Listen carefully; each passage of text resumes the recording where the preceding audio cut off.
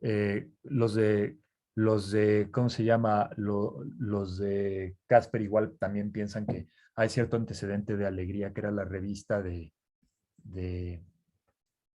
no sé qué pasa aquí, pero dice Got It. Que se Bueno, está grabando la sesión. Está sí, pero grabando es la que sesión. está tapando mi pantalla, ¿no importa? Ah, dale got it Sí. y ya se quita. Sí, no, ya vemos tu pantalla bien. Ah, bueno. Yo no la veo bien, pero bueno, a ver si. Ah, ok. Ya, bueno. Bueno, entonces nosotros estuvimos reuniéndonos por una temporada y mucho, pues en el ámbito académico, José Miguel y yo compartíamos el mismo estudio, luego íbamos al taller de Sofía, que también se apareció por ahí, y ella también era alumna de la ENAP, de la Escuela Nacional de Artes Plásticas, pues empezamos a hacer una bolita, por así decirlo, no era una gran escena. En realidad, nosotros éramos bastante antisociales, no éramos para nada los populares de la cuadra, ni de la escuela, ni de nada. Y además, quizá por eso, como que congeniamos, porque éramos bien, de lugares bien distintos. Y, y bueno, pues empezamos a trabajar haciendo exposiciones en nuestros estudios, visitando el estudio de cada quien, haciendo, por supuesto, fiestas en donde se podía, paseando por el centro, paseando por el Barba Azul. De hecho, uno de los textos que les mandé viene como un poco descrito, como en cierto modo nosotros sentíamos que el Barba Azul era un lugar de casi un espacio alternativo. Eh, ¿Por qué? Pues porque ahí pasábamos un buen rato discutiendo de muchas cosas. No íbamos realmente a visitar a las ficheras, era simplemente que nos gustaba la música. Yo llegué incluso a cantar en el Barba Azul, así como que no era karaoke, pero en efecto me tocó cantar muy mal, desgraciadamente, porque no entendí, no, o sea, como que no, me dijo el músico de ahí que no era mi tono cuando la tocaron, entonces pues eso fue culpa de ellos, ¿no? Pero en fin, era como esta cosa pues muy arrabalera, no íbamos a los clubes de la Condesa, en ese momento ni siquiera existía esa opción, ¿no? Este, no sé si haya manera de quitar esta cosa que dice "This meeting is being recorded", porque no veo Hazle clic en Got It. es que no, a ver, Sí, creo que si no, a lo mejor sale entendido o algo ya, así. no, ya sé, lo que pasa ¿Ya? es que como estaba haciendo la presentación, no podía yo hacer el cursor. Ok. ¿Ya se quitó? Ya se quitó, gracias. Pero miren, aquí Gracias. está,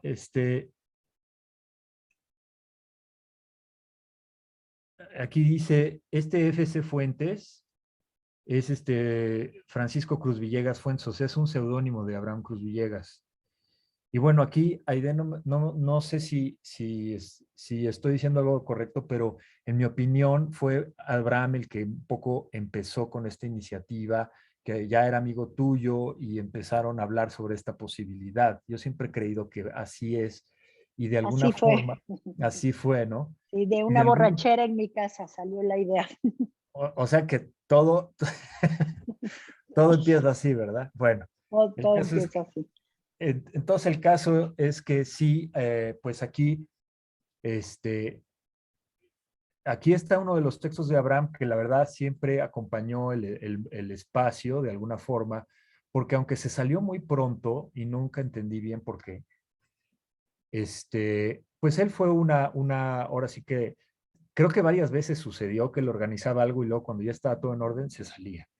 Y no sé si eso es una cosa de él o si fue que alguien por ahí le aconsejó. A veces yo pienso que fue Gabriel Orozco o algo así, que dijo, no, esto no está no te conviene, muchacho, y ya. Pero no supe en realidad qué pasó, no lo supe. Pero bueno, lo que sí es cierto es que él fue quizá el que más insistió en que hiciéramos esto. La idea era tener una especie de local. A él quizá lo que le molestó es que empezamos a hacer exposiciones. Creo que él tenía la idea de que fuera nada más un lugar de conversación entre nosotros y que no fuera un lugar de exposición pública. Eh, Quizá en este texto,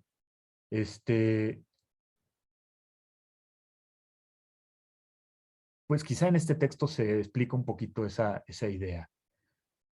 dice aquí al final, dice, no buscamos ni nos interesa rasgarnos las vestiduras ni darnos golpes de pecho. Se trata más bien de levantar la mano y tirar la primera piedra, empezar el descuajaringue, poniendo a juicio nuestro propio juicio. Y luego Franco Aceves dice, a mí no me gusta este texto. O sea, eso, bueno, pues eran quizá desde el principio había esta especie como de pleitos, ¿no? Y luego arriba está Kropotkin citado como de anarquista. Cosa muy rara, cosa muy rara porque no había tanta política, pero sí leíamos algunas cosas, traducíamos, por así decirlo,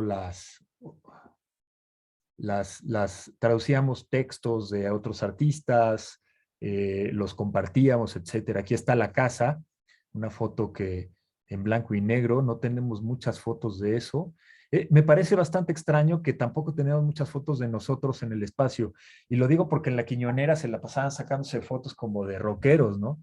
Hay un montonal de fotos de ellos con sus trajes ochenteros, muy interesantes, y nosotros casi no, supongo que había ahí cierta cuestión de glamour del cual nosotros éramos muy conscientes que carecíamos. A mucha gente le llama la atención las invitaciones de Temístocles que hacíamos con mucho esmero. Esta fue una exposición que se llama La regla del juego y dice, ha entrado usted a la regla del juego, tome en cuenta, no se trata de jugar, sino de decir. Decir es ponerse en juego. El juego no es solo una ilustración de la probabilidad. 3. El juego son reglas, fortuna, destreza, poder, seducción, deseo y simulacro. 4. No solo juegan los niños y los inocentes. 5. No encuentro el 5, por ahí debe estar. Ah, sí, un tablero, una cancha, una mesa son áreas para el hablar. Dentro de ellas se dicen cosas aún haciendo trampa. 6. Los juegos son precisos, nada más extraño a ellos que el capricho y la vaguedad. 7. ¿Puede una obra estar fuera? Y bueno, aquí puede parecer como muy lúdico el asunto, pero estábamos leyendo a Wittgenstein y cosas así. Quizá nos quedaba muy grande lo que leíamos y yo me acuerdo que de repente hacíamos Aide, ¿te acuerdas que tenías tú un comedor ahí rarísimo que era como con una piedra, que estaba como tapizado con piedra, ¿no? Y unas sillas gigantes y nosotros estábamos ahí sentados leyendo los textos y yo me acuerdo nomás de algunos que miraban o sea, para el techo, ¿no? Como que, pues sí, a veces eran textos que nos quedaban muy grandes, ¿no? Y era el papel tapiz que se estaba cayendo, no eran piedras, era como era No, el pero yo digo papel que desgarrado, ¿no? no, pero yo digo que el comedor estaba como cubierto de malaquita o no sé de qué cosa. Ah, sí, ya, sí, sí, Ya sí, sabes sí. cuál digo, ¿no? Sí, Bueno, sí, sí, sí. ahí parecíamos nosotros como la mesa del rey Arturo, porque esa era como muy lujosa la mesa, pero estaba ahí, supongo que la tenías tú guardada ahí, o no sé qué pasó, pero No, el era caso es que, el antiguo dueño de la casa.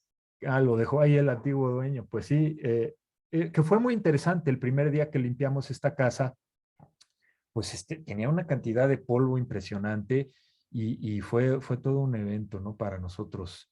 Bueno, aquí hay otra exhibición, esta es la invitación del último, la última exposición. Eh, la exposición Plantón en el Zócalo ya no fue adentro de Temístocles, sino que ya fue fuera. Fue la última de las exposiciones que tuvo, pues a mí me gustó mucho también, ¿no? Me parecía interesante el planteamiento, porque en cierto modo, cuando yo entré a Temístocles, yo estaba haciendo arte afuera de las instituciones, por así decirlo, afuera de fue cuando hice o propuse Obelisco Roto, yo hacía graffiti, eh, muy esporádico, pero según yo era, pues, o sea, si ahorita un día se los enseño, pero era totalmente incomprensible. El único eh, pero finalmente para mí fue interesante que Temístocles empezó como de hacer cosas en la calle, también Cruz Villegas hacía cosas en la calle, hizo una pieza con Daniela precisamente tremenda, que lo tiraba con un bastón y caía él de boca, una pieza muy fuerte, o se subía a las esculturas de arte público. Otros, Damián Ortega tiene esta pieza que se disfrazaba como de robot y se ponía a caminar en los pasos a desnivel. Y, o sea, había unas cosas raras. Y me pareció curioso que Temístocles terminó también en el Zócalo, ¿no? Este es donde estaban los lugares. Miren cómo hasta da ternura ahorita, ¿no? Porque están recortados los numeritos con tijera, ¿no? Porque obviamente pues no, es pre-Photoshop esto, ¿no? Entonces ahí está el mapita que hicimos, no sé quién lo habrá hecho, a lo mejor yo, porque era como el conserje de Temístocles, me tocaba hacer esas cosas porque era el único que recibía un módico lana por eso, ¿no? Y esta es la última invitación que les quería yo mostrar antes de enseñarles las obras. Ya cuando Temístocles se deshizo, nosotros empezamos a trabajar también con la panadería y esta exposición la organicé yo como curador, pero no en realidad porque yo como que, pues sí, decía, vénganse y no importa qué pieza estés poniendo. Y ahí pueden ver la lista de la gente, ¿no? Mauricio Rocha, Jonathan Hernández, Daniel Morales, Javier Rodríguez, Marisa Cornejo, Katy Larrea, María Escurra, pues mucha gente que son, cuyo trabajo después siguió, eh, y bueno, pues era aquí lo que pasa es que me está tapando, no sé qué cosa, a ver, otra vez lo mismo. Dame tantito, ya. Dice, no se necesita demasiada sensibilidad para percibir el repentino brote de violencia en nuestro entorno. En el trabajo artístico, la crueldad es una constante que ha sobrevivido a todas las utopías y sublimaciones imaginables, regresando triunfante cuando le da la gana. Todavía no nos dejan de fascinar el estallido de las vísceras, el hervor de la sangre, las lágrimas y en general los signos más obvios de que se ha ejercido algún tipo de violencia. Bueno, y termina el texto. Es sabido que la tortura puede llegar a ser un arte. También es generalmente reconocido que eso que a veces llamamos arte llega a ser una forma de tortura, sobre todo cuando se trata de artistas jóvenes. O sea, tenemos ahí, en mi opinión, en este texto lo que yo traté de plantear es esta especie de, pues por un lado, una especie de tremendismo con respecto a ciertas cosas, ¿no? En ese momento, la ciudad que vivía la violencia era el DF, no tanto como ahora que son ciudades en el interior de la República. Y bueno, algunos de aquí, pues incluso los secuestraron, ¿no? Porque había esta cosa de que salías del antro y te subías a un taxi y pues a ver en dónde amanecías, ¿no? Entonces pues te robaban, te vaciaban, no sé, la cartera, etcétera.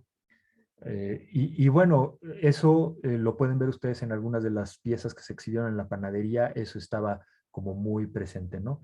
Entonces, esa es por así decirlo, la tónica de algunos de esos años. Esta que está aquí es una pieza que a mí ahora me gusta mucho. En ese momento me parecía que Cruz Villegas estaba fuera de sí. Lo único que hizo fue estos espejitos en el jardín.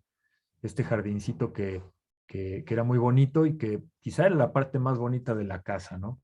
Pero ese tipo de intervenciones tipo arte povera estaba era muy prevaleciente en ese momento. Esta es una pieza de Diego Gutiérrez, que tenía una fascinación con las máquinas. Desgraciadamente no hay una pieza muy buena de Diego Gutiérrez aquí, pero él tenía una pieza que a mí me parece la mejor que le he visto, que era era un motor que hacía girar una flecha como en círculo, como si fuera con un hilo, y giraba la flecha, y del otro lado de la casa era una manzana, ¿no? Una pieza como hasta medio topológica. Me parecía muy interesante la pieza. Esta tenía varias cosas de máquinas, no me acuerdo muy bien cuál es la explicación, pero lo que está ahí en medio es un tren y luego tenía, no sé si tú la puedas explicar mejor, Aide, pero era como muy complicada y yo la verdad se me olvida esta. No, yo tampoco, me acuerdo de la pieza, pero no me acuerdo de la explicación. Sí, sí, que era un rollazo también, ¿no? Esta, sin embargo, es fácil de explicar y es una de las que más me gusta de Temístocles. es de Damián Ortega, y él lo que hizo fue que este era el cuarto de servicio y estaba todo pintado de azul por alguna razón, y él lo que hizo fue recortar muy cuidadosamente el piso, la duela del piso, y hacer esta especie de engrane que luego hizo girar con un motor que estaba aquí, no se ve, pero a la derecha había un motor. Entonces, el engrane hacía que girara todo el piso. No te podías montar, ¿no? No te podías subir. Pero este engrane hacía girar una hélice afuera del espacio, como si fuera un barco, ¿no? Rarísima pieza, pero muy interesante. Y bueno, aquí otra cosa que me gustaría mostrarles, que esto viene de las fotos precisamente de Aide, a la que le agradezco que me haya prestado este archivo, me lo mandó. Nosotros así poníamos para obtener, pues, qué sé yo, becas o mostrarle a curadores el trabajo y conseguir chambas en algún lado, para mostrar, no sé, De repente iba gente bastante ya metida en el mundo del arte a Temístocles y pues les enseñábamos a través de esto y era a través de fotos, de estas fotos de 35 milímetros pegadas en cartulina que por alguna razón usábamos, que ahorita se me hace medio fea, pero supongo que creíamos que era bastante elegante. Pero bueno, ahora son bastante interesantes, ¿no? Aquí están los dibujos de Daniel Guzmán, que tiene, como ustedes saben, esta área bastante tenebrosa de cierta producción. Eh, Daniel Guzmán creo que fue el único que hizo una exposición individual en el espacio. Bueno, esta pieza que quizá... Esa fue con el doctor Lacra, ¿te acuerdas? Fueron los dos, No, nada más fue él. ¿no? Nada más Porque hay fue una él. que fue, Daniel invitó al doctor Lacra también a Ah, Temístocles sí. Ah, pues esa no me para acordaba. algo. Okay. Es que yo lo vi en la invitación hoy en la mañana y no lo vi al doctor Lacra mencionado, pero a lo mejor sí. Pero bueno, es que esa fue hace 30 años, así que pues ya llovió. Este, bueno, esta pieza que yo hice en los mercados ambulantes, la pude hacer en Temístocles, porque además, bueno, habría que decir que algunos de nosotros tuvimos la beca de jóvenes creadores justo cuando estábamos en Temístocles. Entonces pudimos hacer piezas no solo con lo que nos organizábamos para obtener, porque de repente empezaron a caer pues grants y becas y cosas así, sino que algunos de nosotros teníamos esa posibilidad que pues era poco, no era mucho dinero, pero por ejemplo esta pieza pues yo la hice gracias al FONCA, ¿no? Esta es otra pieza mía, que estuvo en la primera exposición. Desgraciadamente, ya estoy viendo que estaba muy mal la foto, pero era en el closet de visitas, ¿no? Era en el closet de donde se ponen los sombreros de las visitas y los paraguas y eso. Y era una serie de fotografías de líderes mundiales y todas esas pequeñas cosas que están ahí son unos muñequitos que están agarrándose sus partes íntimas. Entonces había pues cierta cosa como en las obras era como era soez a veces, pero también era muy frágil todo el trabajo, ¿no? Era bastante frágil. Una muestra de esto es esta pieza que a mí me encanta de Luis Felipe Ortega, que él puso estos anuncios, esos no anuncios, sino estos foquitos en en todos los contactos y ponía una palabra, ¿no? Consistencia, de verdad, la de ahí abajo se me fue, ¿no? Pero como pueden ver, está también puesta en una de estas hojas en donde presentábamos las, este, las muestras del trabajo para quien se interesara. Esta pieza de Vargas Lugo también era de mis favoritas. Era muy rara porque estos muñequitos que como de maqueta estaban trepados en un palito y estaban en cada una de las macetas y tenía que ver algo con el oído o algo así, y aquí estaban un yunque, un martillo y un caracol, ¿no? Que son ¿o qué es? Un yunque, martillo y, ay, ¿cuáles son los huesos del oído? Yunque, martillo y se me va uno. Bueno, ¿Tímpano? No. No. no, es que hay 3 huesos en el oído interno y Sí. siempre se me olvida uno. Uno es uno es el martillo, otro es el yunque y otro es... El estribo, por ahí nos comentan en el chat que se llama Ah, estribo. pues ahí está el estribo, ¿no? Entonces es esta pieza rara que como que es el interior de la cabeza, pero también es el exterior. Una pieza que a mí me parecía totalmente incomprensible de alguna manera, pero sí muy evocativa, ¿no? Esta es otra pieza de Vargas Lugo, que es un balón gigante con pelos. También, olvídense, no puedo explicar la obra. Esta también es de mi autoría. Una vez hicimos una exposición de múltiples y entonces cada quien tenía un presupuesto para hacer un múltiple. Yo hice estas cucharas que se llaman The Lonely Spoon y estaban dibujadas, guardadas en esa especie de bolsita. Y esa fue bastante exitosa, esa exposición. No sé si estés de acuerdo, Aide, porque la gente le daba mucho entusiasmo poderse comprar una obra, ¿no? Aunque fuera de nosotros, pero de todos modos le da entusiasmo. Esta es otra de las piezas que hubo en esa exposición, que es de Sofía Taboas. Y bueno, esta era muy interesante. Tenía estas obras en donde, como hacía, se llama kit de belleza, si no me equivoco, y no, se llama anillo vitamina shampoo y tenía literalmente una bolsita de shampoo que me dicen que ahora ya no existen, pero que eran bolsitas donde se guardaba shampoo para poderte lavar el pelo una vez, ¿no? Estos anillos de plástico transparente y una píldora de vitamina E en este joyerito de fantasía, como pues muy sencillito, ¿no? Pero entonces estos los vendían y se podían llevar su kit de belleza supuestamente, ¿no? Era una especie de cosa con la feminidad infantil. Cuauhtémoc Medina, cuando lo analizó, no era muy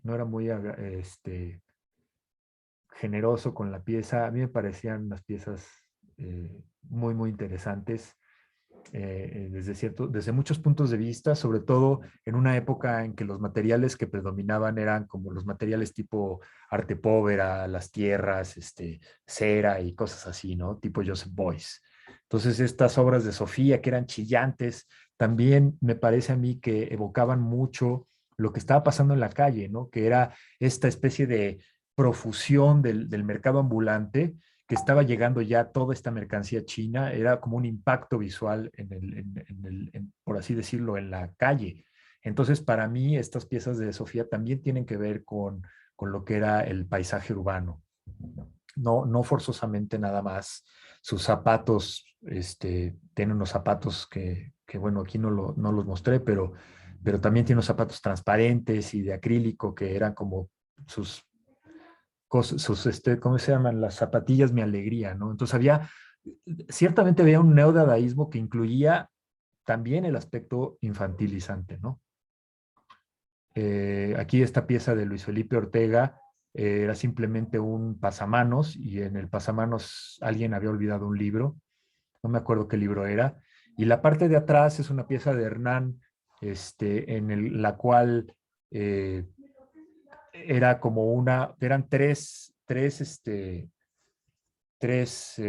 Hernán García que tenía esta pieza de 3 ventiladores o 4, no sé qué, y estaba lleno de plumas, ¿no? Entonces era como una especie de plumerío ahí constante. Esta es una pieza de Daniela Rosell, que es muy bonita, que son casas que tienen los nombres de mujeres, ¿no? Y en realidad, una de las cosas que me parece muy claro tanto en esta pieza como en el múltiple, al que no le pude sacar la foto ahorita, pero que desde aquí se ve lo que fue después la pieza pues, más famosa de Daniela, que es lo de Ricas y Famosas, ¿no? Entonces Daniela se unió a la banda de Temístocles e hizo también un múltiple. Creo que esta es la primera que ella hizo y luego hizo el múltiple también, que tuvo mucho éxito. Y de ese sí tengo yo por ahí una copia, pero no le pude sacar la foto a tiempo. Otra persona que hizo una pieza que me gustó también es esta, que es la serpiente de nafta de Marcos Kurtich, en la cual todo el cuarto estaba quemado con ceniza y había una especie de, de, quema de incienso y luego todos estos dibujos que era esta serpiente. Recuerden que él tenía esta especie de carácter performativo y también fue muy interesante el alumbramiento de la instalación de Marcos Kurtich. Lamentablemente no quedan fotos de ese evento. No lo sabemos si de casualidad tiene alguno en el archivo Kurtich. Como que todavía estamos esperando un historiador que quiera poner orden en esto. Esta, esta pieza es bastante interesante. Es como una especie de Ernesto Neto porque son medias, pero están rellenas de tierra, de Héctor Velázquez, ¿no? Y bloqueaban toda la entrada de la cocina. Una pieza muy interesante, muy contundente. Esta pieza de Silvia Gruner estaba hecha en la azotea y está toda hecha de jabonzote. Era como hacer una especie de compartimento todo hecho de ese producto. Lo malo es que la fotografía que saqué es malísima porque nunca pude, yo no aprendí fotografía en la escuela, entonces la fotografía análoga de plano me rebasó aquí. Quizá ahorita podría yo trabajarla, pero bueno, no lo he hecho. Esta es otra pieza de Sofía, que hizo estos cepillos de dientes que le puso hoja de oro, ¿no? Que tenía esta fascinación con el objeto industrial, pero en este caso era al revés, era hacer un objeto anti-industrial, ¿no? Que servía para algo, pero parecía una cosa medieval o no sé qué.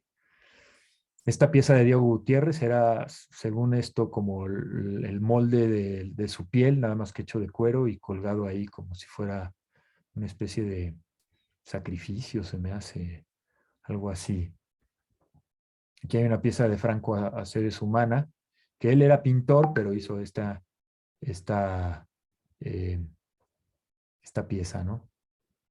Y esta de José Miguel González Casanova, que bueno, no se aprecia tanto en la foto, pero es una especie de versión de Tandoné de Marcel Duchamp. Ahí está la mujer que se supone que sostiene una lámpara, nada más que no se alcanza a ver la lámpara. Creo que no le puso la lámpara, nada más era la mujer como acostada en una cama.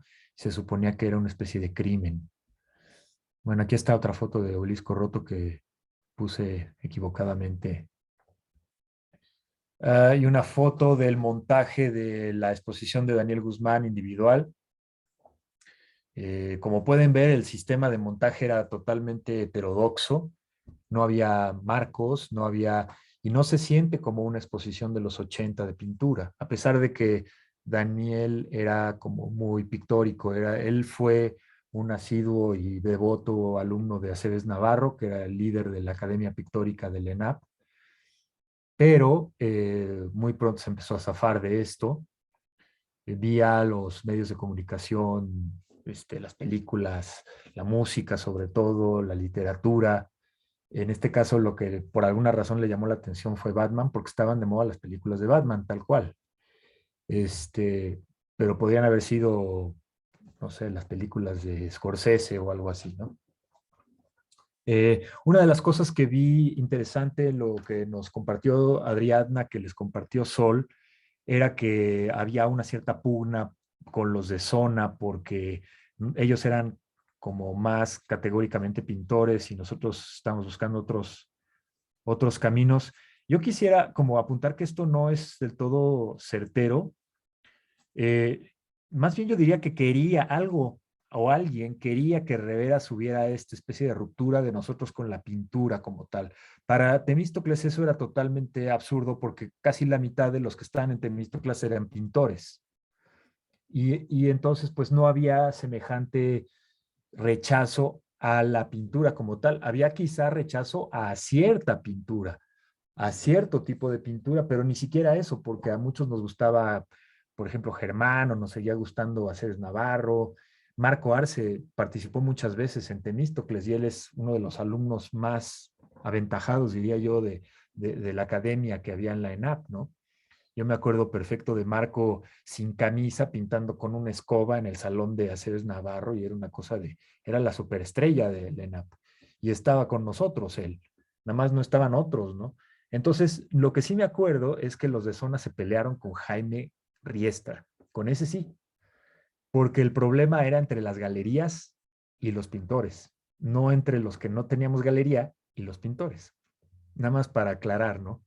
Creo que es importante porque Zona trató de tomar el mercado por su propia mano y no les fue muy bien en ese ámbito. Como que nosotros aprendimos que de alguna forma esta idea de vender tu propio trabajo no funcionaba del todo. Quizá porque ustedes pónganse en el lugar de un coleccionista, si yo llego y les digo, miren qué buena obra hice, yo soy un genio y mira qué bien me salió el color y qué bien, y esta pintura es la mejor de mi producción y todo lo que dice la gente para vender las cosas, pues como que el coleccionista queda como que, bueno, este tipo de plano no, o sea, es totalmente un ególatra, ¿no? En cambio, necesitas esa mediación de alguien que venda tu propio trabajo, que sí pueda decir que eres un genio, o que eres talentosísimo o talentosísima. Y entonces ahí eso pienso que hizo que Zona, que era un espacio muy dinámico, que en donde además había también performance, había otras cosas, como que quedara fuera del radar de algunos historiadores y a mí se me hace muy injusto también, ¿no? Y sí quisiera reiterar que, por ejemplo, con la Quiñonera, pues sí, había cierta rivalidad, pero tampoco era una cosa que así como de, ahora sí, de la Mara Salvatrucha contra los Panchitos, no, para nada. Simplemente Claro. pues había, ¿sí? ¿Sabes de dónde creo que sale el comentario de Sol en la sesión pasada? Sí, Ella, ves que curó la exposición después de la resaca, ahí en el MUAC en el sí, 2011, y de hecho nos sí, pasó el texto y parte de su exposición se basó en ese texto. Ves que hubo 4 conversatorios, bueno, 4 sesiones de conversaciones. En la última sesión, en la mesa 4, Boris Biskin le reclama muy feo a Sol. Está ahí transcrito en el texto, ¿no? Le reclama como que ellos no estaban contemplados en esta exposición del MUAC, ¿no? Y ajá. como que ahí Biskin como que reaviva cierto antagonismo. Yo creo que por eso Sol hizo ese comentario, porque por lo que ocurrió, digamos, en esa mesa de discusión en torno a la expo. A mí se me hace que va más por ahí. Sí, Digo, como nota al pie nada más. no, sí, Sí. sí, yo no es que yo quiera afilar navajas, ni mucho menos, y No, no, no, no. sí es cierto que después hubo un vuelco en contra de la pintura. Incluso me atrevería a decir que en la exposición de Sol hay una cosa interesante que algunos de los que en ese momento pintaban los pusieron con obras que eran no pintura. Entonces, hace que los 90 se vean menos pictóricos de lo que realmente eran. Y quizá, digo, hemos tenido este diálogo en algunas otras ocasiones, por ejemplo, con Mónica Castillo. En una vez hizo, Willy Kautz hizo este intercambio y hablamos esto como, pues como nunca lo hablamos, ¿no? Y sí siento que hubo una especie de molestia, quizá no con nosotros, sino con una tendencia curatorial de parte de muchos pintores que se sentían pues desplazados por lo que probablemente es una moda extranjera que afectó a México también, ¿no? Nada más eso me queda como por decir. En un cierto momento en los 80s, principios de los 90, había muchos pintores, por ejemplo, en el Museo de Arte Moderno, por así decirlo, en la gestión de, eh, de la maestra Teresa, la doctora Teresa del Conde, pero de repente no pasó nada. Y yo me acuerdo muy bien, porque además yo nunca he tenido una posición antipictórica. Obviamente yo colaboraba con Marco Arce, entonces pues sería muy tonto pensar que yo creía que había un diálogo en ese sentido.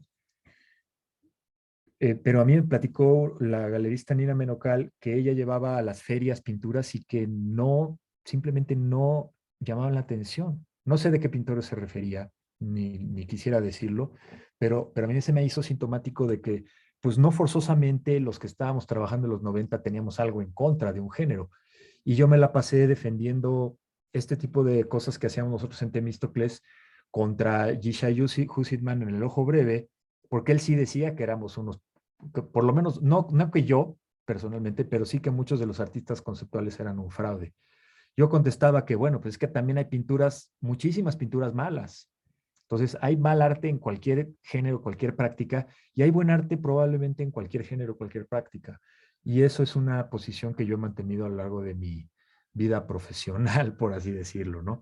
Solamente porque sí hubo este diálogo de pintura y no pintura que me parece un poco artificial y que no forzosamente corresponde a una posición, por ejemplo, de la gente de Temístocles, ¿no?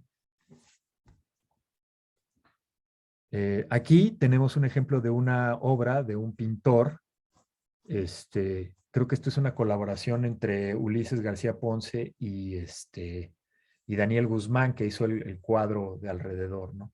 Ulises es un pintor que todavía da clases por ahí, fue parte de Temístocles. Aquí hay,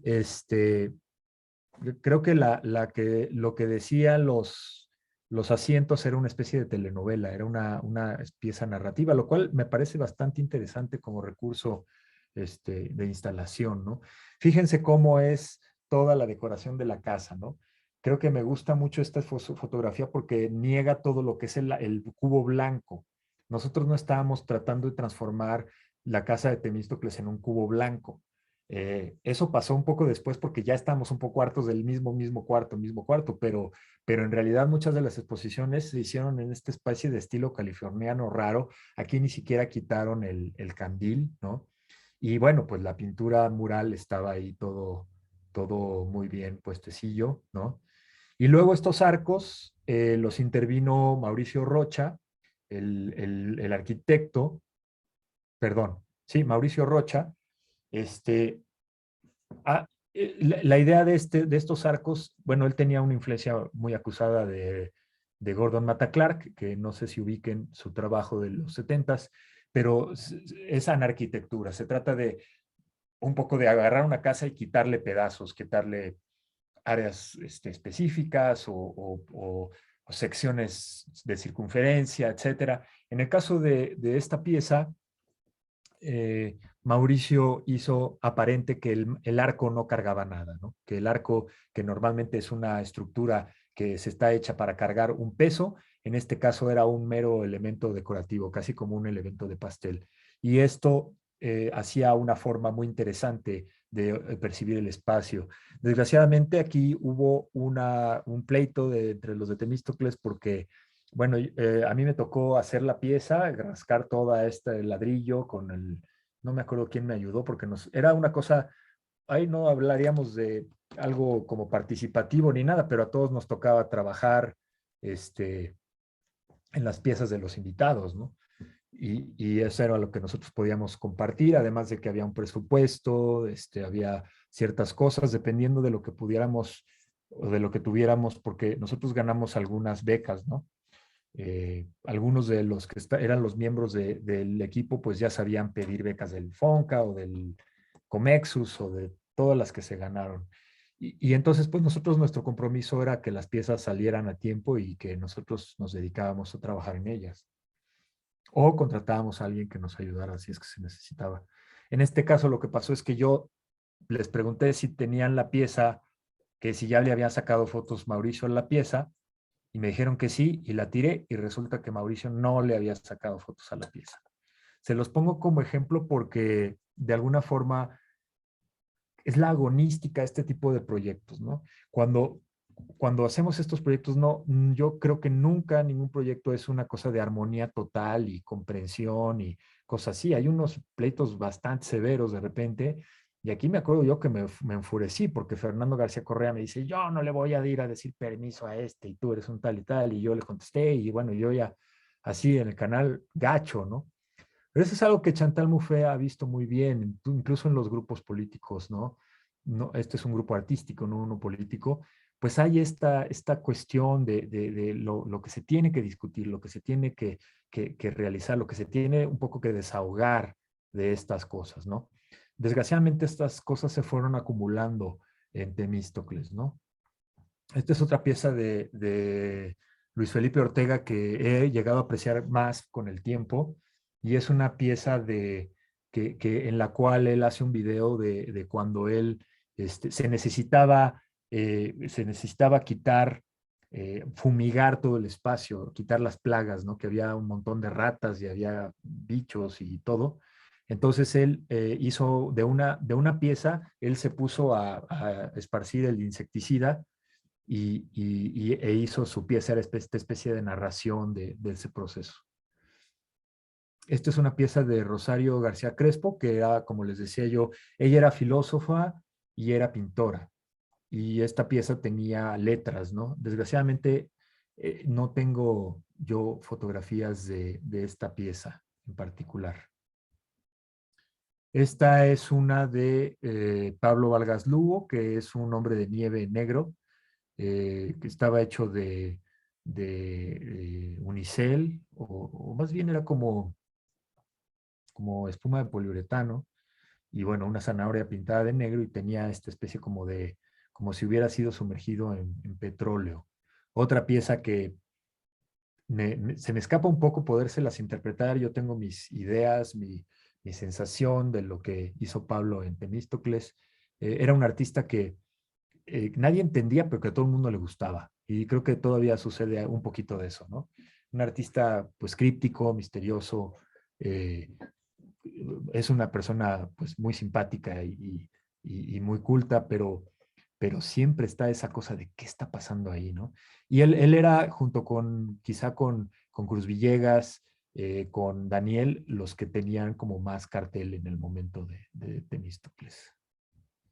Y bueno, pues desgraciadamente, por razones, por así decirlo, voy a ir a, ¿dónde están? Por razones así de lo que les decía yo, de los pleitos, etcétera, pues llegó el momento en el que Temístocles valió queso. eh, de alguna forma cumplió un ciclo, ¿no? Y ya todos los demás nos metimos a hacer las cosas.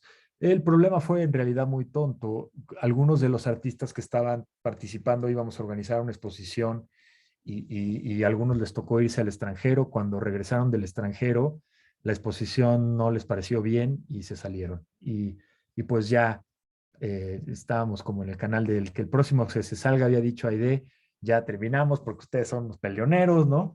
Y ya pues se hizo la última exposición, como les dije, en el Zócalo, que fue muy interesante, pero tampoco tengo fotos más que de lo mío y como que se me hace un poco injusto nomás estar mostrando mi propio trabajo, ¿no? Pero fue una exposición que hizo cierta mella. este, Hubo gente había unos que se llamaban Zona Azul, y que fue la exposición que más les gustó a los de Zona Azul, porque había contenidos políticos según ellos, y etcétera, ¿no? Entonces, mi evaluación de Temístocles, pues es obviamente que a mí me gustó mucho participar, pero también fue una época difícil en mi vida, no tenía mucha salud, que digamos, y fue muy difícil cumplir con todas las expectativas del espacio. Ahí les pasé yo, si no me equivoco, una narración del último evento de Temístocles, que es cuando hicimos una tocada de, de ¿cómo se llamaba? Mazinger Z, si no me equivoco, De el Mazinger grupo de Z, ¿no? Miguel Calderón. Sí, era Mazinger Z, porque luego le pusieron Ujú. Intestino Grueso, bueno, Miguel le puso Intestino Grueso a su grupo, no sé si eran los mismos, y hicieron una fiesta, y luego pues hubo broncas, hubo todo tipo de historias raras. Yo creí que se iban a meter con una pistola, porque yo era, según esto, el cadenero, ¿no? Imagínate.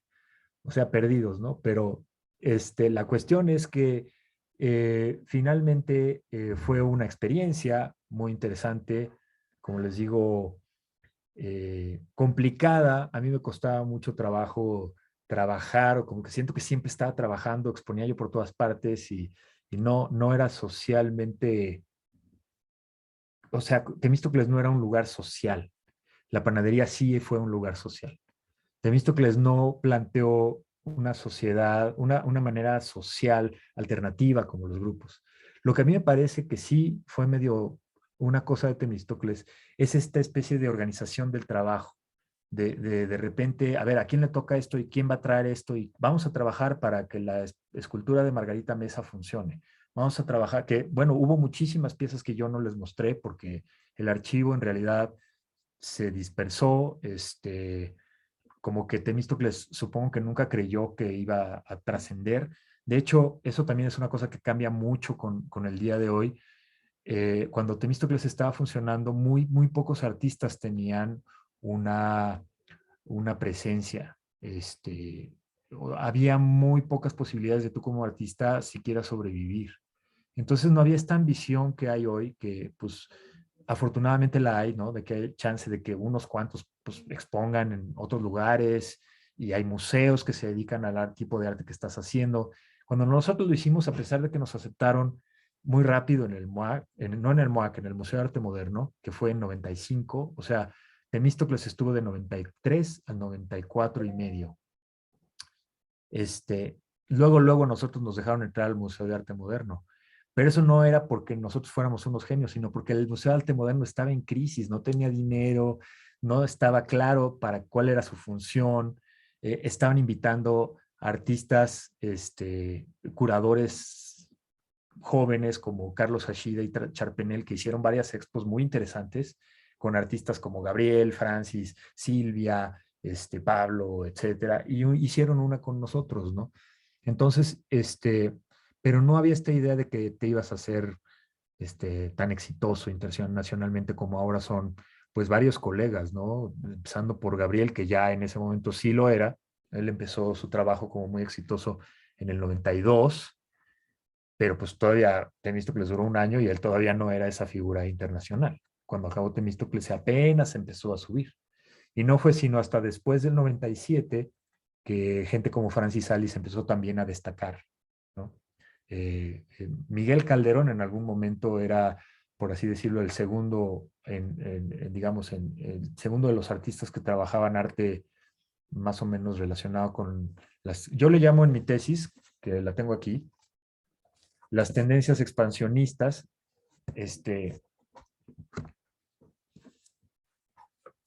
pues siguiendo un poco a Rosalind Krauss, o si quieres, siguiendo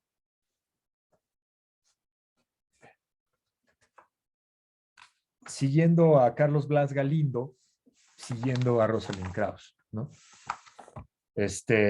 Porque él así les llama las tendencias expansionistas. Siento como escultura en el campo expandido, ¿no? Entonces, pues, o sea, yo tengo aquí mi tesis y es un texto que me parece, pues, muy defectuoso. Yo lo hice además en las carreras porque, bueno, ya muchos años después de que cerró Temístocles, yo decidí que por fin me iba a titular, porque obviamente como hice Temístocles, pues no me titulé. Entonces en el 99 me saqué una beca de Fulbright para ir a estudiar al extranjero y entonces decidí, ay, creo que ahora sí me tengo que titular. Y la hice un poco a las carreras, pero lo hice acerca de Temístocles. No solamente de Temístocles, pero Temístocles está muy ahí. Y no digo, se supone que debe estar publicada en la UNAM, pero no está, ¿por qué? Por una razón muy sencilla, la huelga. Entonces la huelga impidió que yo pudiera hacer bien los trámites, me tuve que graduar en el Carrillo Gil, gracias a Osvaldo Sánchez, que además es la fuerza principal detrás del Ojo Breve. O sea, yo a Osvaldo Sánchez le debo muchas cosas, porque me ha apoyado siempre. Y bueno, esta cosa la hicimos cuando la UNAM estaba cerrada, ¿no? Entonces, tiene muchos defectos. No he planteado nunca publicarla, pero no sé si quieran abrir a preguntas, debates, algo así Sí, que... Eduardo. Fíjate que yo te quería comentar, justo en tu texto que ya les puse allí en el Drive, que se llama Bitácora de los Resquicios del 2010, justo narras este concierto performance de Mazinger Z con Miguel Calderón ahí respaldado por dos guaruras o acompañado al escenario con dos guaruras.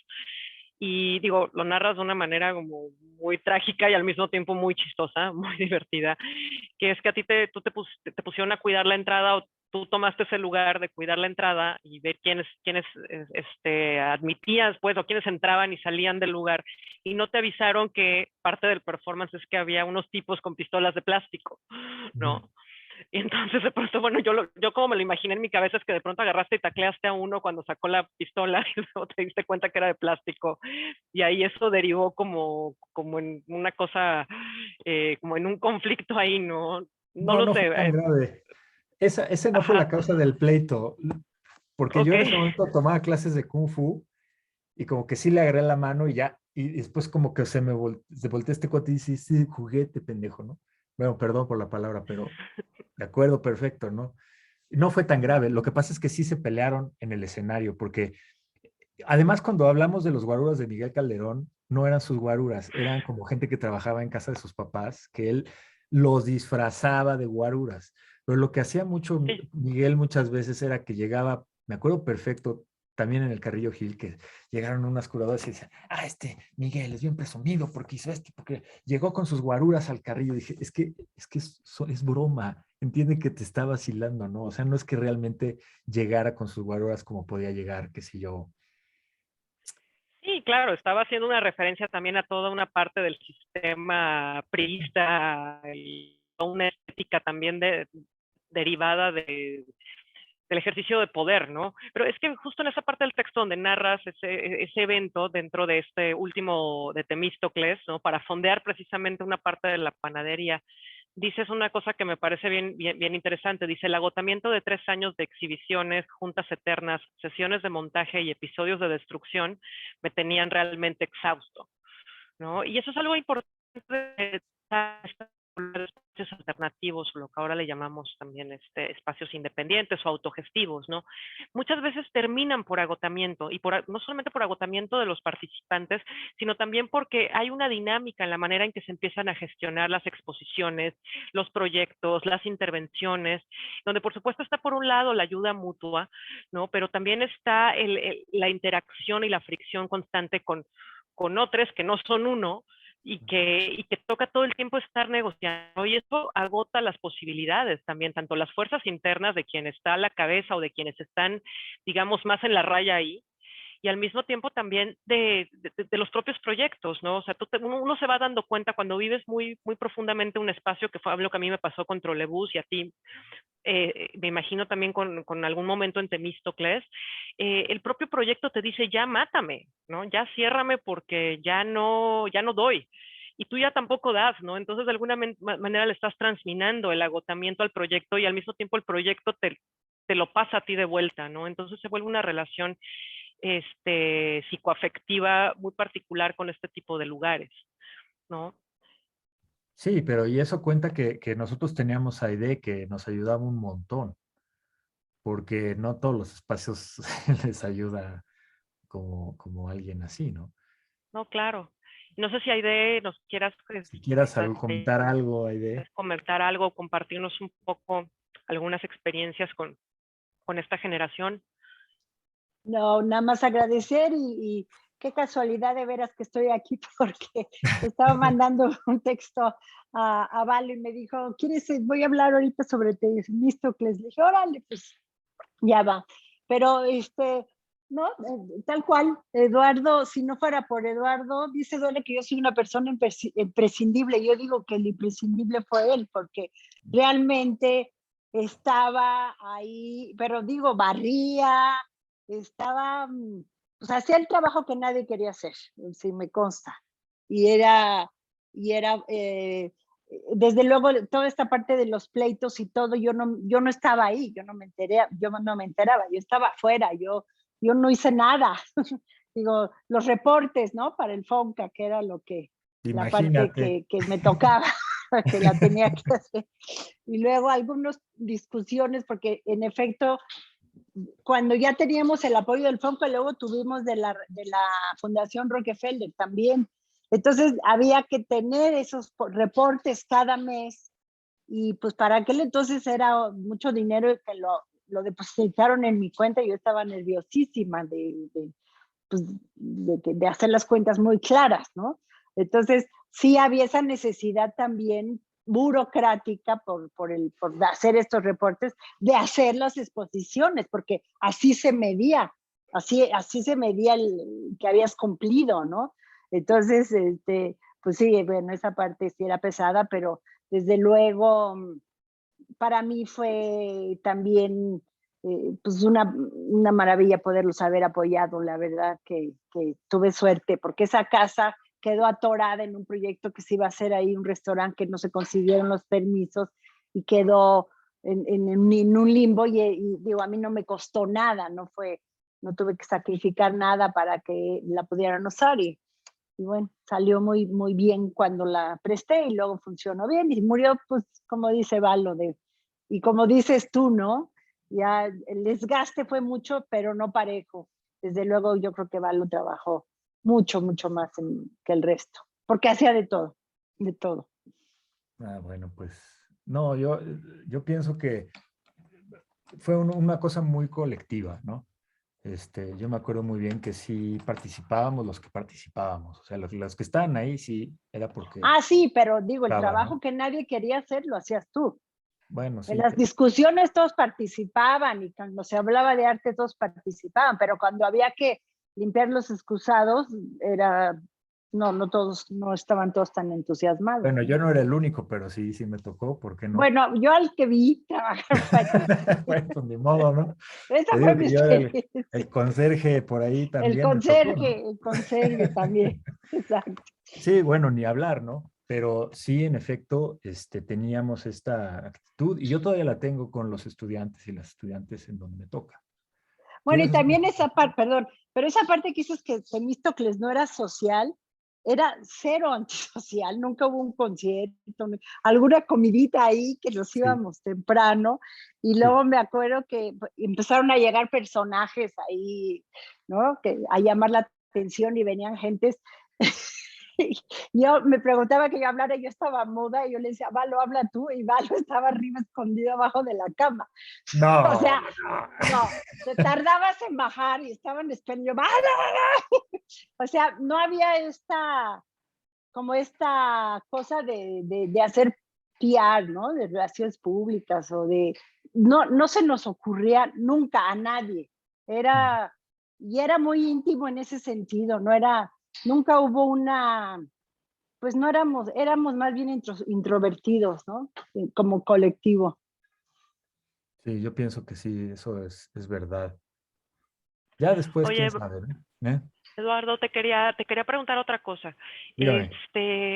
Ustedes son, digamos, una de las generaciones que está haciendo arte contemporáneo a mediados de los 90 y que empieza a ser susceptible de apoyos del FONCA, empiezan a aplicar a las becas del FONCA y el FONCA entendido también como esta estructura de apoyos que se crea ex profeso y bueno, y ex profeso también por el gobierno de Carlos Salinas. Sí. Si bien no son ustedes los primeros beneficiarios, me imagino que habrán sido la segunda, tercera de generación, cuarta generación de ser beneficiados con los apoyos. ¿Cómo lidian ustedes como generación de jóvenes con esta cuestión que está disponible, ¿no? Con estos accesos económicos que empiezan a estar disponibles, pero a lo mejor desde un gobierno que se muestra en una parte represivo y en otra parte también intolerante? ¿Discutían sobre estos temas cuando estaban reunidos ahí en Temístocles? ¿Cómo era la relación con lo institucional emanado del Estado? Pues yo te voy a decir, cuando estaba sucediendo esto, yo no pensaba mucho en ese asunto. O sea, en mi caso, por lo menos personal, era como, ahí está la cosa, hay que llegar y no estaba muy consciente de muchas cosas que estaban pasando en el país. Sí, era de izquierda, supongo, pero no para nada tendría la bocota que luego tengo en décadas posteriores, ¿no? O sea, es ahí yo pienso que hay una dosis de inconsciencia, pero también hay que acordarse de que no es lo mismo Salinas en ese momento que ahorita, ¿no? Era difícil de entender eh, la magnitud de los problemas. Yo siento que muchos de las obras en Temístocles, y aquí tendríamos que ver, no, porque he mostrado las obras que se mostraron en Temístocles, pero quizá estas obras son relativamente extrañas y curiosas y eso, pero no siempre son las mejores obras de cada quien en el momento. Y creo que nuestra generación sí criticó algunos aspectos, por ejemplo, del NAFTA, sí criticó algunos problemas en cuanto a la misma izquierda, al pensamiento de la izquierda en México. Y luego tú y yo hemos tenido esa conversación, Ariadna, de por qué los artistas de los 90 no les interesaba el zapatismo. Y yo, mi respuesta más simple, por lo menos de mi experiencia, es que nosotros no sentíamos que teníamos que liberar a otro o unirnos a la lucha de otro. Nosotros estábamos desesperadamente también en una búsqueda, ¿no? También una búsqueda de pseudo identidad, de pseudo camino, y pues eso relativamente parecía ajeno, ¿no? Parecía incluso el lenguaje que se utilizaba era un lenguaje demasiado estereotipado para nosotros en términos artísticos. Entonces, si bien podíamos estar de acuerdo con la causa, el lenguaje que se usaba, que es este muralismo heredero digo el lenguaje en sentido muy amplio, ¿no? No sé si el arte es un lenguaje en realidad, pero digamos que en sentido muy amplio, los recursos narrativos, discursivos del zapatismo, yo creo que nos parecían muy fuera de moda, muy priistas, pues, para decirlo, muy muralistas. Y no forzosamente entendíamos el muralismo como algo eh, emulable, por así decirlo. Claro, una posibilidad de subjetivación política, como a lo mejor lo pensaron Vasconcelos y Diego Rivera en 1923, ¿no? Sí. Sí, sí, sí, sí, te entiendo. Esa es más o menos mi respuesta. No, no es Sí, satisfactoria claro, para mí, pero es la razón. claro. Claro, claro. ¿Y qué pasa con la, digamos, participación todavía ya en los 90s, ¿no? En ACNE, por ejemplo, que es esta curaduría que ahorita nos platicabas, ¿no? Que se llama ACNE, el nuevo, o el nuevo contrato social ilustrado. Me lo encontré el catálogo una vez así en una oferta de modo y agarré y me lo compré hace un chorro de tiempo. Y precisamente muestra curada por Patrick Charpenel y por Carlos Ashida, ¿no? Agentes muy importantes en Guadalajara también en ese momento, ¿no? Estaba la FARCO, que es la Feria de Arte Contemporáneo en Guadalajara, el primer FITAC también en Guadalajara. Estaban empezando a surgir iniciativas desde el ámbito, digamos, de lo privado, ¿no? Se hiciera o no uso de recursos públicos más adelante, ¿no? Pero ¿cómo es esta incorporación? ¿Cómo vives tú tu participación en esta exposición? ¿Cómo vives la curaduría de estos dos agentes en ese momento? ¿Y qué tipo de experiencia te deja? Y en base también a la apertura que empieza a tener la institución. En ese momento decías que el MAM estaba en crisis, que no tenía dinero en ese momento. Entonces, ¿cómo ocurre ACNE? Es que todos los museos tenían una crisis de dinero. Hay que recordarse que los 90 fue una etapa de crisis económica dura, ¿no? Era muy difícil encontrar trabajo como artista. Por eso yo estaba ahí trabajando en Temístocles también, porque no tenía casi ingresos, ¿no? Y era muy, no contrataban a los artistas para trabajar en museos tampoco, por ejemplo. Yo lo busqué en varios lugares y no había. Pues te tocaba ser asistente de algunos artistas, pero no había muchas posibilidades. Y en general, pues había acabado de suceder el error de diciembre. Estábamos en una crisis tremenda y económica, ¿no? Muy fuerte. Entonces, pues también tocó a los museos, pero cuando nos invitaron a nosotros al MAM, pues ahora sí que la inocencia es, ¿cómo dice el dicho? La inocencia es, la ignorancia es encantamiento. Lo estoy traduciendo del inglés, ¿no? Que es ignorance is bliss. Entonces, desde mi punto de vista, no entendíamos bien el lugar que ocupaba el Museo de Arte Moderno en la estructura general del arte en México. Y cómo a mucha gente le parecía un lugar muy privilegiado en términos de que ya tenías que haber hecho mucho para estar ahí. Y nosotros no habíamos hecho prácticamente nada porque ahora sí que las primeras piezas de mi portafolio son máximo del 91. Entonces, sí fuimos como criticados en ese sentido y también criticados como que nuestras credenciales alternativas pues eran bastante malas, ¿no? O sea, como que luego doblaste las manitas, ya no eres alternativo ni nada porque luego ya te absorbió la institución. No importa que después la institución agarró, hizo otra cosa y tú te quedaste igual de alternativo que antes, ¿no? No implicaba, según quizá creyeron muchas personas, un éxito mercantil, no implicaba una hegemonía estilística, nada de eso representamos nosotros. Y me acuerdo perfectamente que muchos artistas de los 90, todavía en el 99 y eso, pues no tenían mercado alguno, ni tenían muchas perspectivas, ¿no? Esto empezó a cambiar en los 2000 porque hubo una afluencia de coleccionistas privados en México. También las instituciones en México empezaron a formular nuevas posibilidades, pienso yo.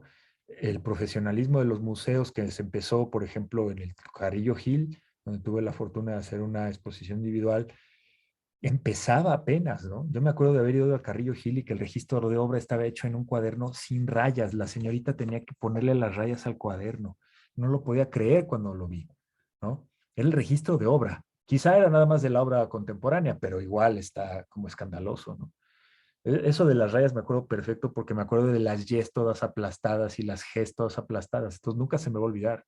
Ese detalle te da un rasgo de autenticidad, ¿no?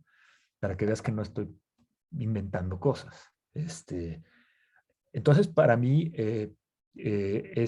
son cosas interesantes de los 90 que luego a mí me ha pasado que algunos compañeros de Cráter o de otras generaciones sienten que el arte de los 90 era el arte de 2000, ¿sí? Que es ya el arte de Jumex y Patricia Martín y están en el cubo blanco, perfecto, y esto. El arte de los 90 no debe ser puesto así, porque no se desarrolló de esa manera. Eso que No, no sé si contesta a tu pregunta. no, Pienso, sí. pienso, por ejemplo, en la exposición que hizo con Miguel Calderón en el Munal, por ejemplo.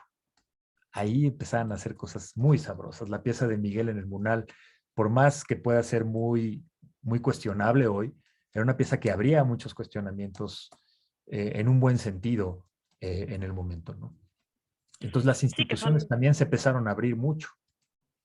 sí, que son las piezas en donde los custodios y las personas que trabajan en el las obras antiguas, digamos, que más les gustan, ¿no? Hay una selección de 3 o 4 que están ahorita en la expo de Miguel. Y sí, que son piezas como muy, muy potentes, interesantes. Por aquí Minerva Anguiano nos comentaba en el chat que cuáles eran los curadores en esta época, de los que tú te acuerdas, de haber trabajado, de haber tenido cerca, una especie de acompañamiento. Bueno, pues estaba, por supuesto, Guillermo, que hizo también obras en Temístocles, que estuvo muy cerca de toda la situación, no forzosamente como curador. Curador no había en Temístocles, era como nosotros. Quizá por eso no les gustó a los curadores, no lo sé. Pero después sí nos arropó gente como María Guerra, ¿no? Mencioné a Osvaldo, mencionaría también a Rubén Gallo, que Temístocles también tuvo una muestra con Terence Gower, que, bueno, no sé si ahorita, pero en ese momento era su pareja. Este, eh, había, eh, pues no, es que no quiero dejar fuera a alguien, pero sí había bastantes curadores, ¿no? Por ahí revoloteando. Estaba, hay gente que dice, yo no me consta, no puedo decir que es cierto, pero hay gente que dice que, pues, en cierto modo, Daniel Bautista y el TIN y todos ellos son los primeros curadores, ¿no? Que esa figura antes era del museógrafo. Y nosotros, tú si ahorita vas a un espacio alternativo en Estados Unidos y tú muestras un espacio alternativo en donde tú expones, se siente como que es algo que no debería ser. Se siente que tú como gestor deberías mostrar la obra de los demás y que hacer esto que hicimos nosotros es un acto de desvergonzada autopromoción, ¿no? Entonces, nada más para que veas cómo cambian las cosas. Nosotros decidíamos en bola quiénes iban a estar en la exposición. Si escogíamos un curador, normalmente eran otros artistas y cuando escogimos un curador, la curadora se hizo, o sea, se fue por otro lado y quería hacer una exposición muy rara y no funcionó. Entonces, como que los curadores, como Patrick y Carlos, tampoco eran este ser que llega montado en un caballo y te dice, tienes una expo, ¿no? Eran también bien jóvenes y yo me acuerdo de ellos dos aguantando mis desmadres, haciendo la exposición a último momento y yendo por las pinzas que se me olvidaron en el coche y cosas así. O sea, este tipo de curador muy, pues como muy de batalla, ¿no? Nada que ver con algunos curadores ya súper establecidos, que son celebridades, que tienen mucho dinero y que son la cabeza de los museos, por ejemplo, ¿no? Obviamente estoy hablando de Cuauhtémoc Medina, pero no nomás de Cuauhtémoc Medina. Cuauhtémoc era un curador importante ya en los 90 también, pero no todos los curadores. Fíjate que es interesante ese fenómeno y a mí me gustaría recalcarlo, cómo es mucho más fácil internacionalizar a un artista que internacionalizar a un curador. Y eso a mí me parece algo muy digno de discutir en términos culturales, ¿no? ¿Por qué sucede eso? Claro. Quiero abrir el micrófono a nuestros participantes del seminario. ¿Alguien quiere preguntar algo, comentar algo, reflexionar sobre algo? Ya sea pueden abrir el micrófono o poner el comentario en el chat. Adelante.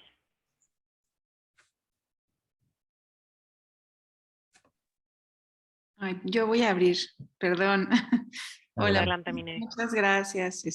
muy interesante. Hay muchas cosas de estas imágenes que nos muestras que yo jamás había visto y que creo que pues siempre te revelan mucho, ¿no? De lenguaje. Me llama mucho la atención de sus invitaciones y que tú destacabas que les decían que qué bien estaban diseñadas y venían a mi mente todas las invitaciones de Salón de Aztecas que eran así todas rudimentarias con plumón y con otro lenguaje. Mira, a mí me llamó mucho la atención, bueno, uno, la parte de la curaduría, porque justamente la vez pasada Sol comentaba que la práctica curatorial en aquellos años pues era muy incipiente, ¿no? Y que apenas empezaba como a trazar. Y ahorita tú estabas diciendo que había como un rompimiento por medio de la práctica curatorial, que a lo mejor sí era incipiente, pero que evidentemente sí estaba marcando un espacio de poder entre los que estaban haciendo como arte contemporáneo, con técnicas que pues fueron muy criticadas y otros que estaban yendo por la pintura, ¿no? Ergo, Boris Viyskin, que se fue con Nina Menokal y que evidentemente todo iba a ser esta pintura, pero ¿qué era lo que me queda mucha duda? O sea, ¿quiénes estaban? Porque yo no sé, yo no ubico como que pudo haber sido como una práctica curatorial, o sea, me llama mucho la atención, porque creo que si bien pues ya estaba Curare por ahí discutiendo que era como la curaduría que era un veneno y algo así se echaron en un texto, ¿no? A mí me interesa mucho saber qué es lo que plantean. Incluso hoy en día me sigue cuestionando mucho este tema de la curaduría, ¿no? Que creo que se ha ido mucho a lo histórico, ya no quiero hablar mal de nadie, ¿no? Pero ha tenido como una revisión súper sociologista, súper histórica. Entonces, pues bueno, en realidad no sé si estoy siendo muy clara con mi pregunta, pero me gustaría que me dijeras así ese escenario, tú como artista, cómo te enfrentabas también y bueno, de cierta forma también curador, ¿no? Porque también estabas haciendo estas prácticas y también eras el museólogo, pero también eras el que tenía que hacer o seguramente apoyar con esta parte como conceptual y cómo percibían esto, ¿no? Bueno, gracias y muchas gracias. Sí, claro. Bueno, ya se fue Aide, pero Aide continuó con este ejercicio con Robert Puckenhofer en una cosa que se llamó Art and Idea. Y ellos hicieron exposiciones súper importantes de artistas bastante interesantes. Entonces, quizá también Aide de alguna forma gravitó hacia la curaduría, ¿no? No sé exactamente, pero había, por ejemplo, hubo una exposición de Semefo que me pareció a mí una de las mejores de los 90, ¿no? Entonces, yo diría por ejemplo, gente como Rubén Gallo hacían exposiciones eh, también en ese canal. Antes, como en la Quiñonera y esos lugares, el sistema de cómo elegías las obras para un lugar era, vengan los cuates, casi, casi. Y yo me acuerdo que en esa exposición que dice Ariadna, que fue mi primera exposición, yo llevaba unas piezas que había hecho en el taller de estudiante, la verdad. Y Rubén Bautista, que era el curador, vio mi pieza, agarró la pieza y la puso entre las plantas. Y yo decía, pero si no se ve, o sea, no se ve para nada, no se entiende, está en la planta del jardín. Yo, bueno, pues ni modo, es el curador, ¿no? Pero el planteamiento de Rubén Bautista era abrir esas filas y meter mucha gente y ir, y esa era una buena exposición. Ahí sí, para que veas, me acuerdo que participó Lacra con una pieza que a mí me gustaba muchísimo. Había obras de performance que también me parecieron relativamente inolvidables, pero no había esta decisión de una exposición como algo que fuera casi casi de autor. Era como decir, vénganse y a ver qué pasa, y estamos echando relajo, porque era una como bohemia, ¿me explico? Que trataba, y luego no había muy buena iluminación de las piezas, entonces pues, si te tocaba en la esquina, pues está bien, ¿no? A ver qué pasa. Temístocles cambió un poquito eso. Cambió esa cosa demasiado, quizá demasiado espontánea. Y muchos curadores también empezaron a hacer eso. Todavía cuando a mí me invitó Rubén Gallo a hacer una exposición que se llama Yo soy puto, que era ¿de qué te crees? Pues ¿de qué tema crees que era? Pues era de la diferencia de preferencias sexuales, etcétera, la identidad sexual, toda una serie de cosas. A mí me dieron un cuarto y puse mis piezas y luego se dieron cuenta que no había luz en el cuarto, ¿no? Entonces, ¿cómo vamos a ver mis piezas si no hay luz en el cuarto? Entonces me salí a buscar unas linternas para que la noche de la exhibición tú pudieras ver la obra con las linternas y me quedó increíble la expo. Porque realmente ya había pasado, o sea, hay una exposición dadaísta que tiene linternas también, pero para mi obra ese día, bueno, esa noche quedó brutal. Entonces, no forzosamente esa espontaneidad te demeritaba como artista. Lo que pasa es que tenías que encontrar una solución. Y eso es rico, es interesante de los 90 para mi juicio. Entonces, los curadores eran esta especie de agentes como muy de guerrillas, ¿no? De voy a hacer algo en Curare, por ejemplo. Mi experiencia, María Guerra me invitó a Curare. Fantástico, estuvo increíble y también lo mismo, un desorden, todo el último momento se está cayendo y vamos a hacer esto. Así pasaba y así salían las expos y podrían ser interesantes. Las piezas las exposiciones que se hacían allá en Licenciado Verdad, en el departamento de Tomás o que hacía Francis Alice por ahí, de repente que nos invitaban a nosotros, tú podías ver a través de las paredes las columnas, bueno, las torrecitas esas que tiene Exteresa, porque se están cayendo esos lugares. O sea, no sé qué tan seguros eran. Yo creo que arriesgaron la vida a varios que vivieron ahí, ¿no? Porque sí, yo me acuerdo de haberme sorprendido de esa. Entonces era una situación, yo no la quiero romantizar tampoco, pero sí era bien distinta de lo que pasó ya en los 2000, que mucho de lo que pasaba ya estaba dirigido a que fuera cubo blanco, el buen texto, la buena documentación, casi la autoría de la curaduría. Ahora sí yo tengo mi autoría de mi curaduría y entonces tú artista encajas aquí o no encajas aquí, ¿no? Y una selección mucho más cuidadosa de parte de una persona que no eran los artistas de lo que iba a pasar ahí. No sé si respondí a tu pregunta, pero creo que la inflexión es justamente en los 2000. Gracias, Eduardo. ¿Alguien que más quiere comentar algo? ¿Quiere preguntarle algo a Eduardo? Si no, yo quisiera nada más pensar bueno, más bien preguntarte, no pensar, preguntarte algo. En la última sesión salió por ahí un comentario respecto a qué tanto los artistas en las escuelas de arte, tanto en la ENAP como en la Esmeralda, realmente estaban expuestos o cercanos a propuestas de carácter conceptual o postconceptual, ¿no? ¿Cómo fue tu proceso formativo en la ENAP en ese momento? ¿Encontrabas algún espejeo en alguno de tus maestros, en alguno de tus talleres? ¿Cómo fue ese tránsito de la escuela a la exposición, a otro tipo de posibilidades?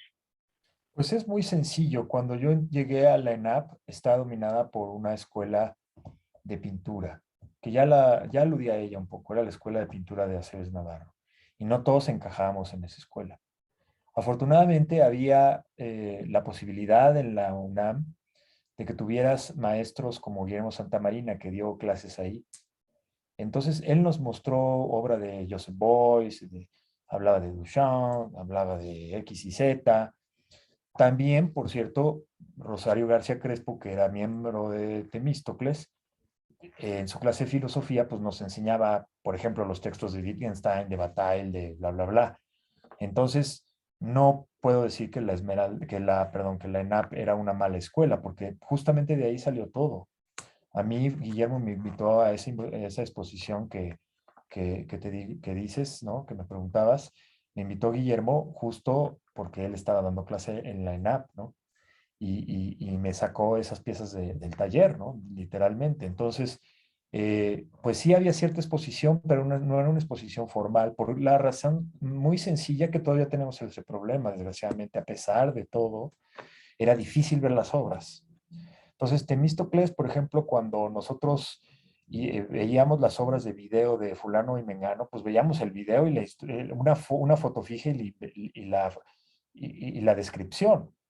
No conocíamos la foto y mucho menos conocíamos la pieza en vivo. O sea, cuando empezó Temístocles todavía había gente que se iba a Europa y compraba un catálogo de Kiefer y llegaba a México y se fusilaba a Kiefer y nadie estaba muy enterado de que se estaba fusilando 100%.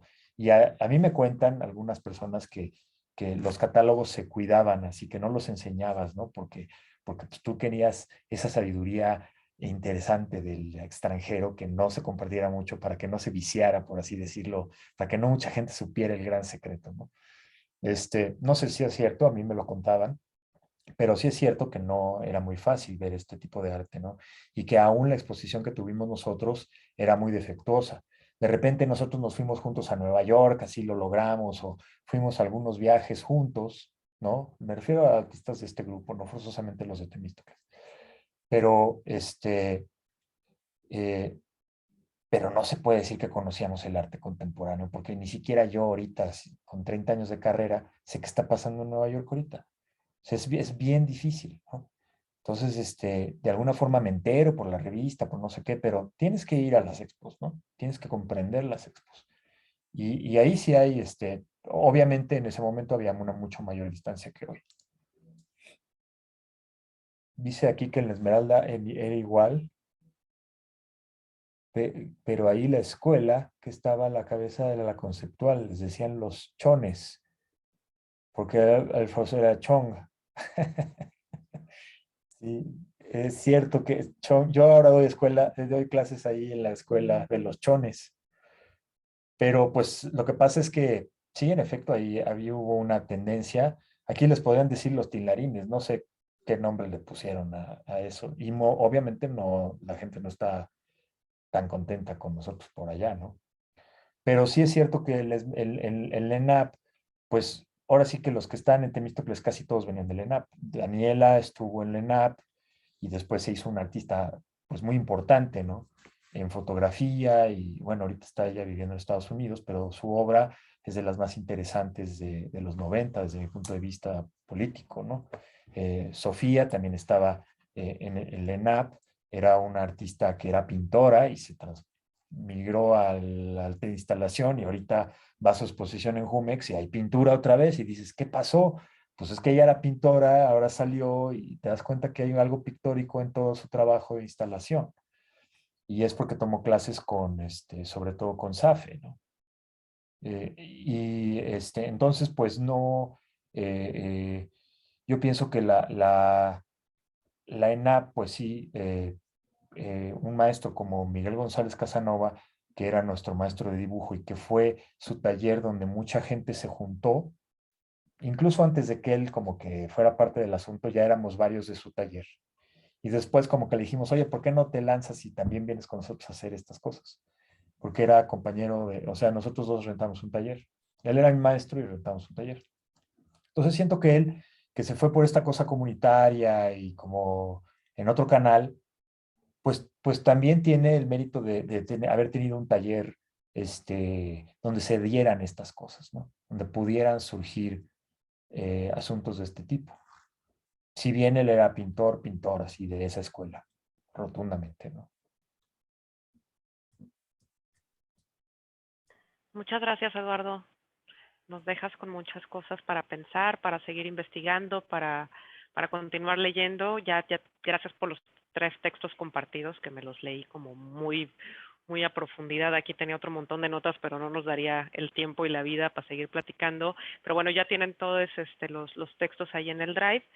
Y pues nada, me queda nada más que agradecerte por tu tiempo para conversar con nosotros y pues estamos en contacto. Muchas gracias a todos los que nos acompañaron hoy.